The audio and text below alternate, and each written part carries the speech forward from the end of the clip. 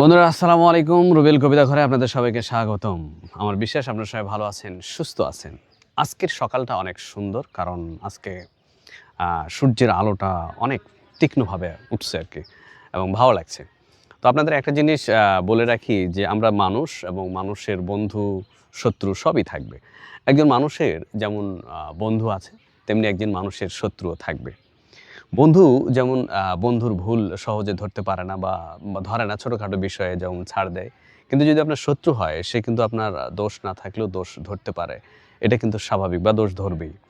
যেমন আপনি যদি এখন হেঁটে যাচ্ছেন, যে আপনার শত্রু সে কিন্তু আপনার ওই হাঁটাটার মধ্যে একটা খুঁত ধরতে পারে, যে আপনি যখন হাঁটছিলেন তখন আপনি হয়তোবা অন্যদিকে তাকিয়েছিলেন, বা আপনার হাঁটাটা ভালো ছিল না, এরকম। আবার যদি আপনি খেতে বসেন, আপনার যে শত্রু সে কিন্তু ভুল ধরতেই পারে, যে দেখুন খেতে বসছেন কিন্তু আপনি ডান হাত দিয়ে খাচ্ছেন। আবার ডান হাত দিয়ে যে খাচ্ছেন ৫ টা আঙ্গুল ব্যবহার করছেন না, বা ৪ টা করছেন। এরকম আরকি। তো আমরা মানুষ, আমাদের ভুল ত্রুটি এগুলো সাধারণত থাকবেই। আর যারা আমাদের শত্রু, যারা আমাদের দেখতে পায় না, তারা কিন্তু আমাদের সেই ভুলগুলা ধরবেই আরকি। এটাই স্বাভাবিক। তো আমাদের এরপরও আমাদের এগিয়ে যেতে হবে। আপনি যে কাজটা করছেন সেই কাজ আপনি করে যাবেন। মানুষ তো সমালোচনা করবেই। আপনি ভালো করলেও করবে, খারাপ করলেও করবে। এখন একটা বিষয় যে ঠান্ডা মাথায় আপনাকে ভাবতে হবে যে আসলে কি করা উচিত? মানে কোনটা করলে হয়তোবা হবে। আপনি দেখুন, এই গাছটার কথাই যদি বলি, এই গাছটা হচ্ছে বকুল গাছ। এই বকুল গাছটা কিন্তু ফুল দেয়।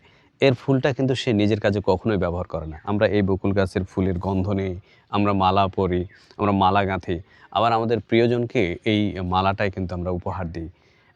এই বকুল গাছটা দেখুন, এই বকুল গাছটা কিন্তু আমাদের কাছ থেকে কিন্তু তেমন কিচ্ছু চায় না। সে কিন্তু কিছুই চায় না।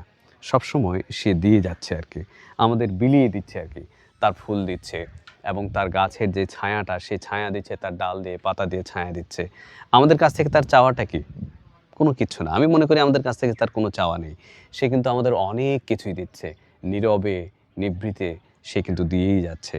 পৃথিবীতে অনেক মানুষ আছে যারা এখনো নীরবে, নিভৃতে মানুষকে দিয়েই যায়। আর অনেক মানুষ আছে যারা কিন্তু শোষণ করেই যায়। এটাই কিন্তু নিয়ম। তো আপনি আসলে হবেন কোনটার মতো? আপনি কি এই গাছটার মতো আ নিঃস্বার্থভাবে দিয়ে যাবেন?